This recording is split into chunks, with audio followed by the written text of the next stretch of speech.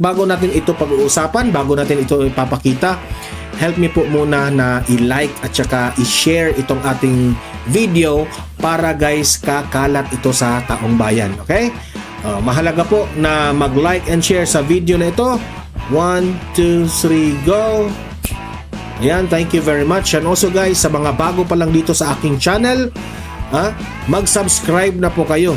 Kasi kung nakasubscribe kayo, ma-notify yung mga cellphones ninyo kung meron tayong bagong uploads, bagong updates, o kung meron man tayong breaking news, and especially kung nagla-live tayo, malalaman po ninyo. Okay? So, mahalaga po na nakasubscribe tayo lahat sa Donmar TV. Ready? 1, 2, 3, go! Ayan, ano na ba? Nakasubscribe na ba lahat? Okay. O simulan na nga natin, ipakita na nga natin nang maintindihan ng mga nanonood kung ano yung sinasabi ko.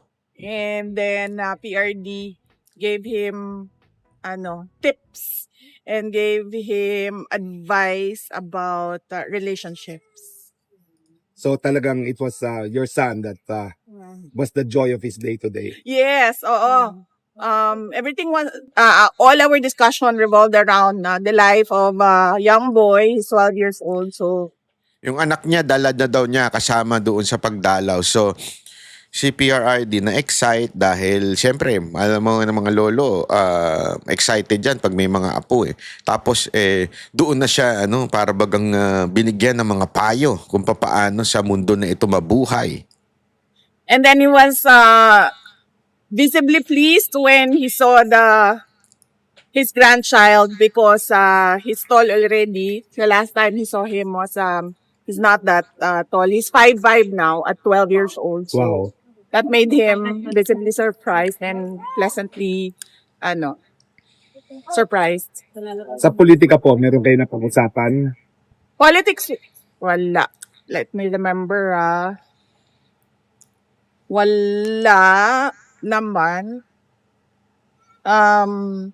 Meron siya nabanggit about Marcos Batayo kung nasabihin yung mga binanggit niya. Alam nyo naman na lahat yun kasi nakikita niya naman kung anong nangyayari sa bansa natin. And he mentioned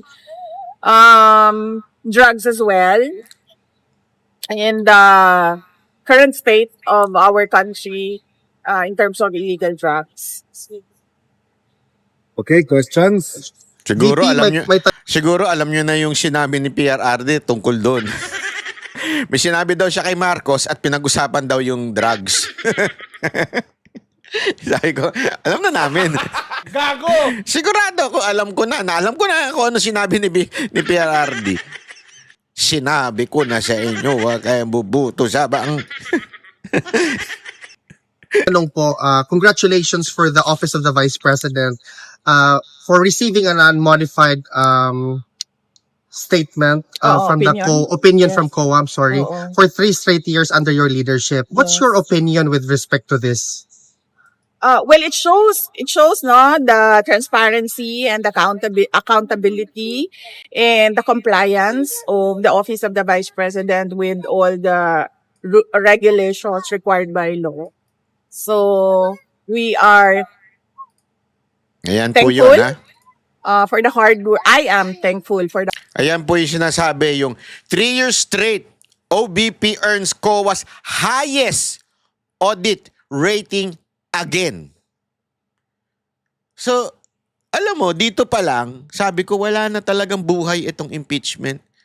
Kasi yan ang yan ang binibida nila noon pa lang, di ba? Yan yung sabi nga nila yan yung, anong tawag dito? Yung gagamitin nilang weapon against Vice President Sara Duterte, yung confidential funds, yung pag-audit.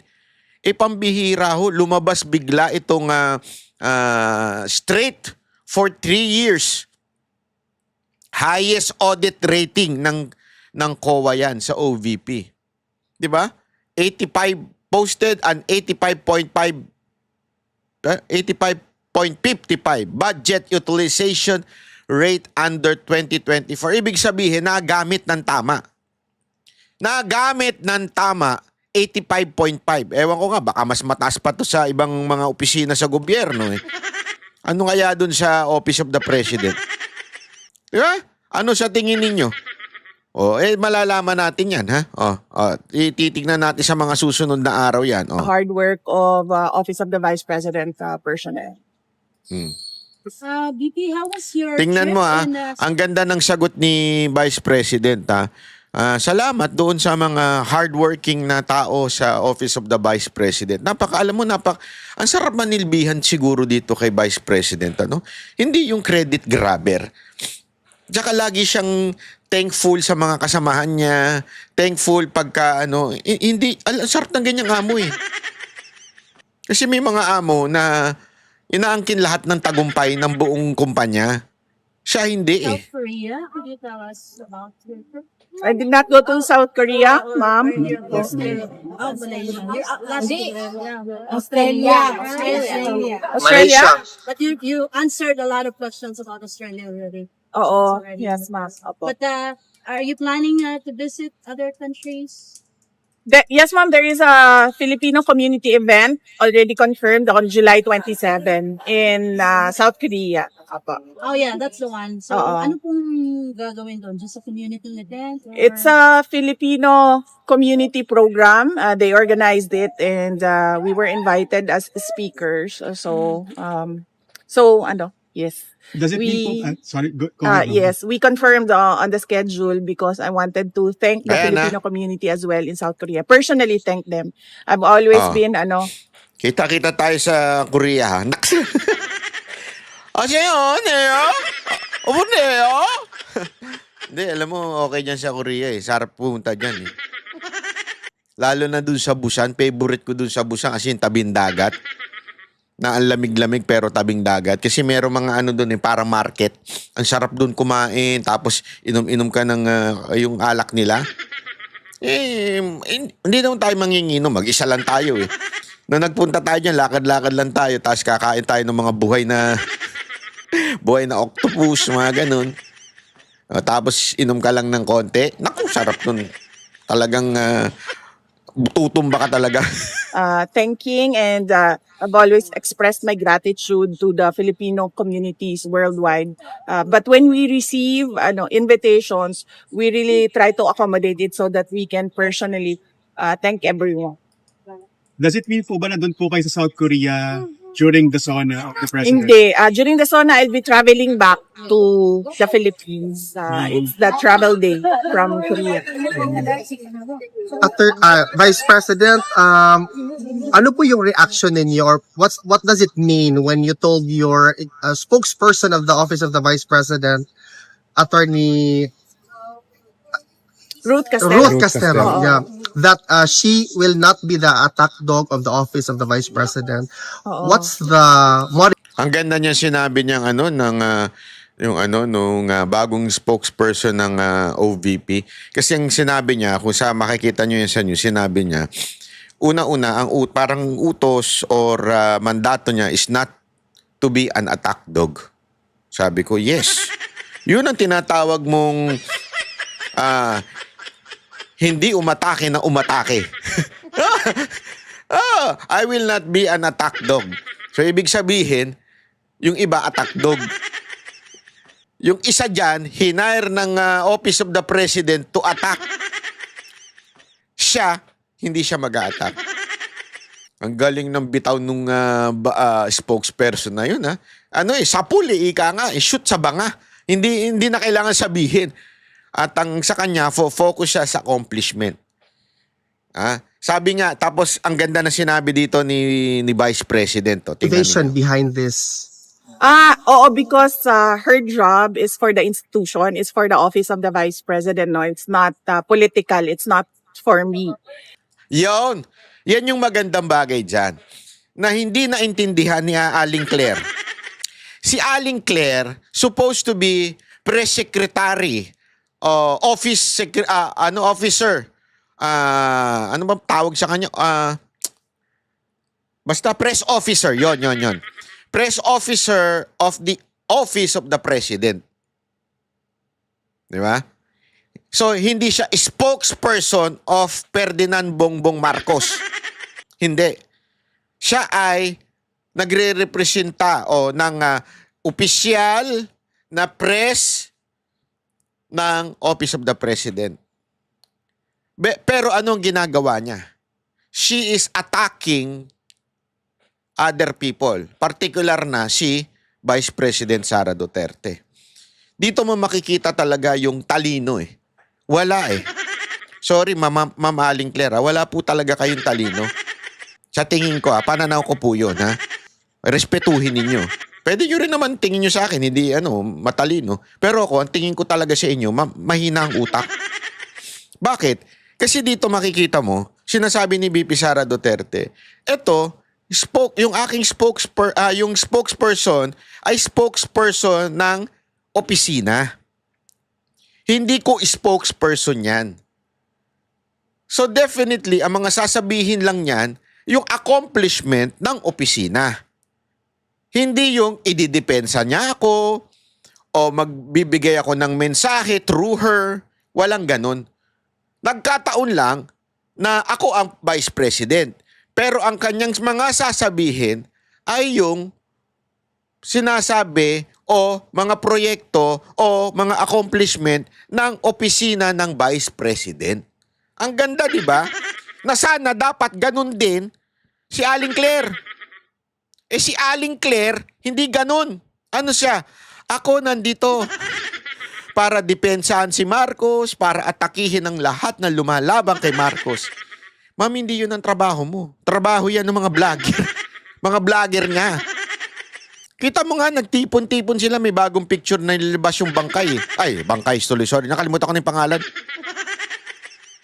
Naglabas siya ng picture. Halatang nagbubuo na sila kasi ang pangit ng messaging ng Alam mo, mahina rin kasi talaga ang messaging nitong itong gobyerno natin. Mahina ito si Marcos. Alam mo kasi Marcos, pag nag-hire ka, wag naman yung mga bobo. Wag naman yung mga tambay sa kanto. Yung dating siraulo, dating adik, dating patapon ng buhay. Puro ganun eh. Wag ganun ang mga vlogger mo. Yung mga walang utak, tapos gagawin mong vlogger. Mahirapan ka talaga na may paihatid yung mga balita, mga proyekto, mga accomplish mo. Pero feeling ko naman, kaya ka rin siguro kumuha ng mga ganun, dahil sa wala ka naman talagang accomplishment. So, lokohin mo na lang itong mga to. Sila naman, tanga, sunod lang na sunod yan kasi nga, pinagpala. Di ba? Pero sa akin lang, sana kumuha kayo na maayos-ayos na vlogger. Wala eh. Tapos, kukuha kayo ngayon. Maglalagay kayo ng isang opisyal. Sa dami-dami ng kukuhanin ninyong opisyal, yung ganito pa ang ugali. Ganito pa yung pagiging palengkera ang dating. Tapos, alam mo yun, hindi ko nga alam kung flip-topper yan o abogado eh. Wala kasi alam mo, makikita mo naman ng ang karakas ng isang abogado at saka ng isang ewan ko kung anong tawag mo diyan. Hindi ko nga ma-define yung Hindi nga rin siya vlogger kasi parang pagdating sa vlogging medyo mahina din. Para talagang nang babardagol lang. Parang ganun lang ang kanyang definition sa buhay. Di ba? Hindi katulad nitong spokesperson ni talagang maayos. Di ba? Tuloy. So, that is why she will only bring good news, accomplishments, and announcements of the office of the Vice President. Not the other woman. Sino po? Nag-a-atake sa inyo. No, we do not want to, besmirch the reputation of our office. Oo nga po. VP, speaking po ng kay spokesperson Castelo, so nabanggit po niya na meron daw pong additional 170 million dun sa budget ng OBP for next year. So ngayon po ang current budget na na-approve ng DBM ay 903 million.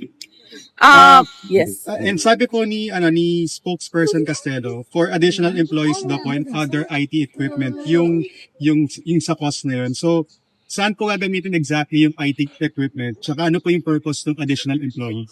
It is best since the office of the vice president already has a spokesperson, no, and she has been Yan. allowed to discuss matters regarding Ganyan ang sagot. everything about the office. So let's just direct the questions to her when she does her press con. She will conduct a regular press con. VP, I know this question has been asked many times. Yung impeachment na nakahang pa rin sa'yo, how are you going to address the allegations of, for example, fictitious names as beneficiaries of the... Pag matalino talaga, hindi sumasagot sa lahat ng tanong, ano? Hindi, kasi, halimbawa, yung tanong na yung, about do sa office, alam mo yun, parang, meron na po talaga tayong spokesperson, so siya na lang pong sasagot doon. Hindi katulad ni Aling Claire, kahit anong tanong, may opinion siya. Kahit iba na yung tinatanong, sasagot pa rin at sasagot siya. The fund? It can be very well addressed during trial. So our lawyers are preparing for the trial. O, tulad niya, regarding impeachment, ang sagot niya, yung lawyer ko, yun ang pagdating sa trial, yung mga lawyer ang sasagot, hindi ako. And collecting pieces of evidence and gathering affidavits from witnesses that they will present during trial. But let me just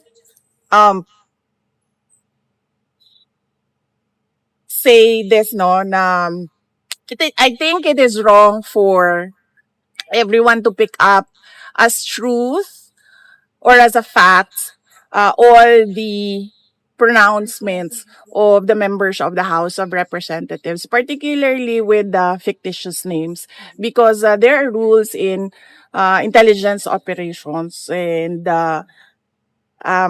you already heard some of intelligence people who worked in intelligence say that aliases are often used in intelligence operations. So, yeah. So it can be deduced that the fictitious names are not real names but aliases. That can be discussed during the trial, ma'am. I do not want to elaborate on intelligence operations. We have an intelligence expert on our side, two actually, who will be our resource persons. So let us wait for the trial. And as I said yesterday, if there is no trial, then I will answer it publicly. But I just want to wait. Ayan ang maganda.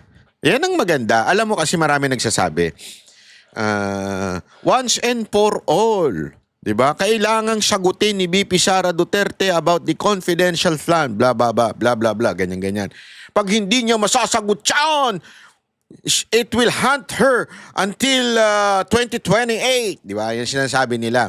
Ang ganda na sinabi ni VP Sara Duterte.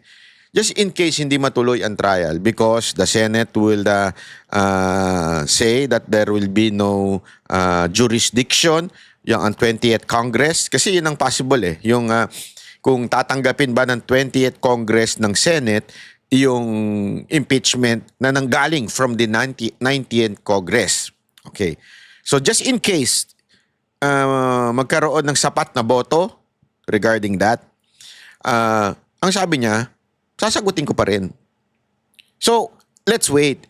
Kung sa tumuloy ang impeachment, sasagutin ko sa impeachment. Kung hindi tumuloy sa impeachment, sasagutin ko yan hindi sa impeachment, sa labas. At ito ang sasagot, sabi nga niya eh. Merong akong expert pagdating sa intelligence community, which is kilala ng mga lahat. At masasabi nating meron pong karapatan. Hindi lamang po yung mga katulad ni Dilima. Nasagot, akala mo. At saka yung yung palingkerang congressman na nasosobrahan ng sunscreen. Hindi ko alam kung sunscreen o yan yung nilalagay sa mga makeup sa mga sa mga JTB.